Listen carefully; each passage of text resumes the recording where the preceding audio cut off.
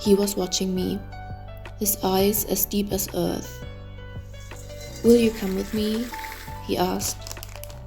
The never-ending ache of love and sorrow. Perhaps in some other life I could have refused, could have torn my hair and screamed, and made him face his choice alone. But not in this one. He would sail to Troy, and I would follow, even into death. "Yes," I whispered. "Yes."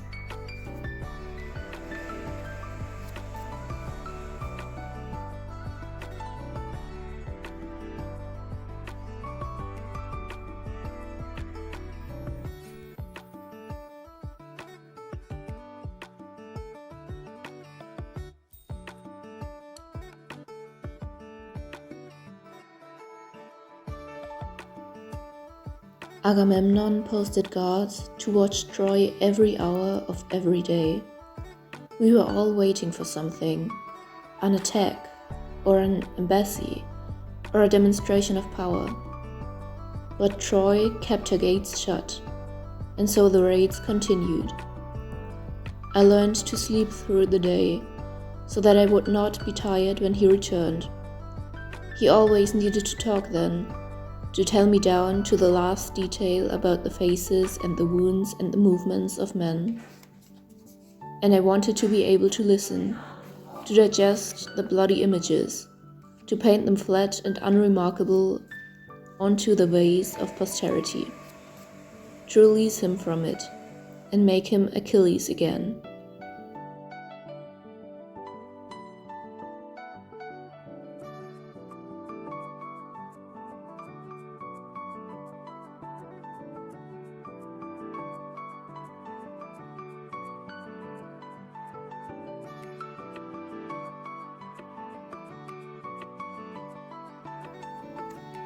That night, I lie in bed beside Achilles.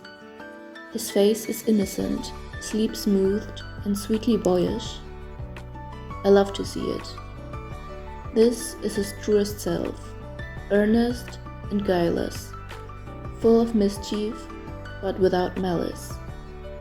He is lost in Agamemnon and Odysseus' wily double meanings, their lies and games of power. They have confounded him, tied him to a stake and baited him. I stroke the soft skin on his forehead. I would untie him if I could, if he would let me.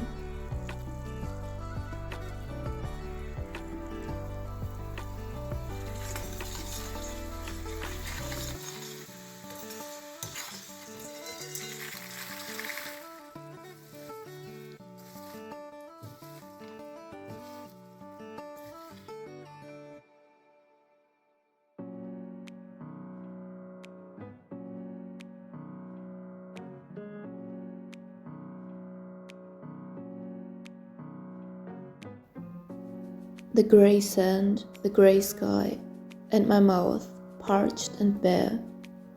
It felt like the end of all things. He would not fight. The man would die, and his honor with it. No mitigation, no mercy. Yet still, my mind scrabbled in its corners, desperate, hoping to find the thing that might soften him. He would be hated now.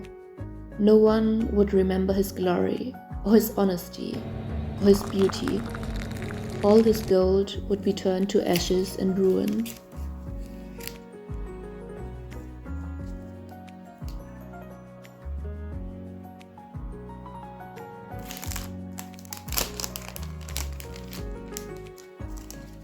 I was drenched and giddy. I had found a way through the endless corridors of his pride and fury. I would save the man. I would save him from himself. "You will let me?" He hesitated another moment, his green eyes searching mine. Then, slowly, he nodded.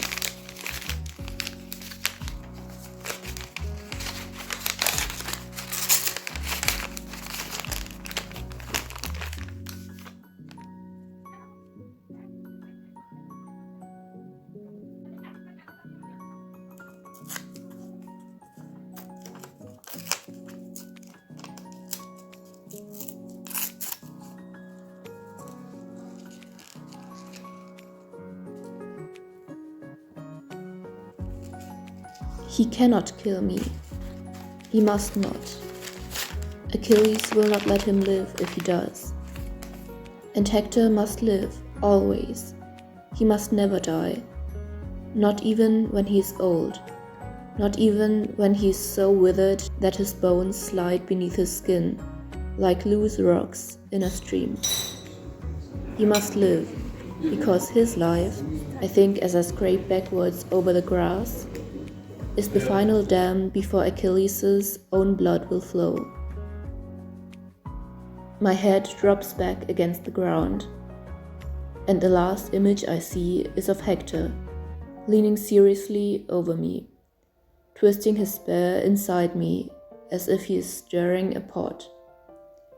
The last thing I think is Achilles.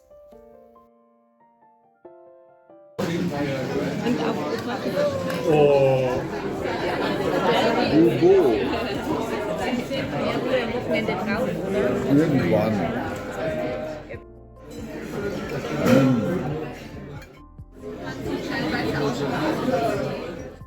Achilles' gaze lifts to meet hers. She's afraid, but does not draw back. I hope that Hector kills you. The breath rasps in his throat.